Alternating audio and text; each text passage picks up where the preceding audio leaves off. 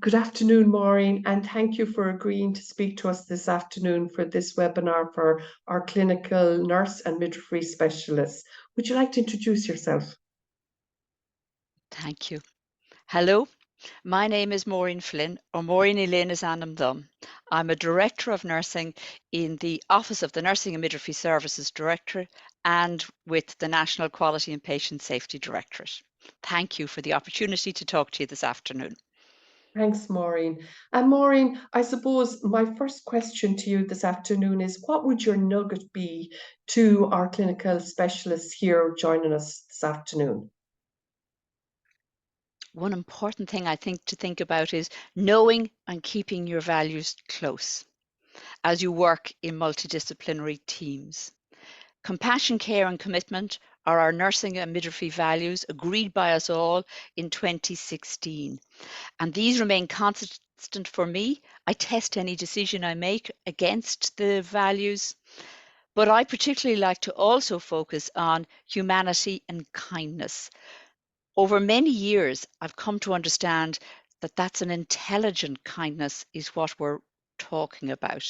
So intelligent kindness inspires and directs the attention and efforts of people and organizations toward building relationships with patients. And that's what it's all about. When we talk about values, that brings me then to think about our Code of Professional Conduct and Ethics of the Nursing and Midwifery Board of Ireland. And one of the 5 principles, you may have read of it, Maire, is quality of practice. That's the principal focus on safety, competence, kindness, compassion, caring, and protection from harm. Thanks, Maureen. And I suppose my next question to you then is, what do we really need to take into account when we're, I suppose, developing, managing, or changing or improving our services? You make me smile when you ask me that question, Marie. I am thinking about all the frameworks that are out there for change and improvement. But when you pare it back, what I really think it's about 3 things. It's about how we use our head, our hands, and our hearts when we're thinking about quality improvement or service development. So what I mean about head, it's the rational aspects of human behavior, promoting evidence-based clinical care, providing high-quality data, and clinical nurse specialists have a real role in data and managing data and collecting data, anticipating and planning for resistance, and adapting implementation strategies as you go. So learning and changing as you gain insights. From the heart's perspective, we're thinking about human and emotional aspects of change, which involves intrinsic motivation, our own personal goals, while tapping into why we get out of bed in the morning, clinicians' values of altruism and humanism, seeking ways to have fun as you go, because it can be hard to develop services and change. In terms of hands, then, what we're thinking about is employing rigorous QI methodologies, identifying team champions, and gathering the critical mass of supporters. The known common maxims of nothing about me without me, including the unusual suspects, partnering with patients. So really what I think is head, hand and heart in how we care for each other, just as much as we would care for individual patients, will mean that patients will be very well cared for. Great. And I know, Maureen, and you and I have spoken about this before, leadership is really important, in the whole area of the services that we work in. So I suppose, who has inspired you and why would you have chosen that person?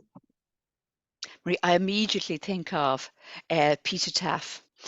Peter Taff was a director of nursing in St James's Hospital and many other hospitals before that, and our first chief nurse in Ireland working in the Department of Health. And it was Peter who really spearheaded the development of the clinical nurse, midwife and nurse specialist roles in Ireland. And I've had the opportunity to work with her in many different ways, and over that time come to identify what I call the Taffisms, her maxims as a leader that I've observed working really well. So one of them was never give up. So keep going on your change or service development. Her second one was, better not ask permission. It's easier to ask for forgiveness. As nurses and midwives, we can all often fall into the trap, maybe, of constantly asking for permission to do things. Her third, which is a big puzzle, is if a job is worth doing, it's worth doing badly. Now that goes against the grain, but what she means by doing badly is doing enough to get the job done, not seeking for perfection.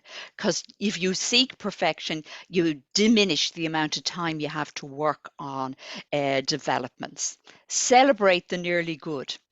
Another one she had was, you don't need change or QI gurus to tell you how to fix a problem.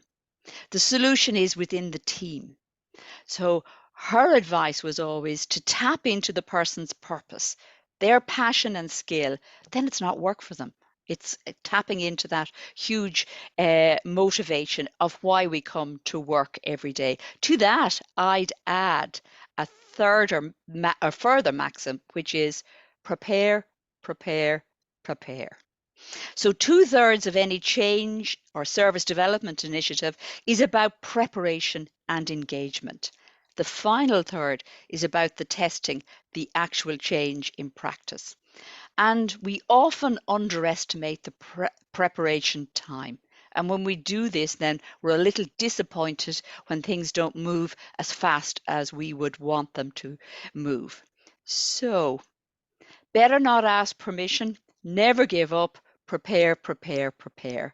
They're the leadership wisdoms I've gained from working beside peace staff.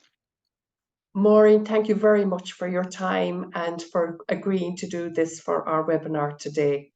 Thank you very much. My pleasure.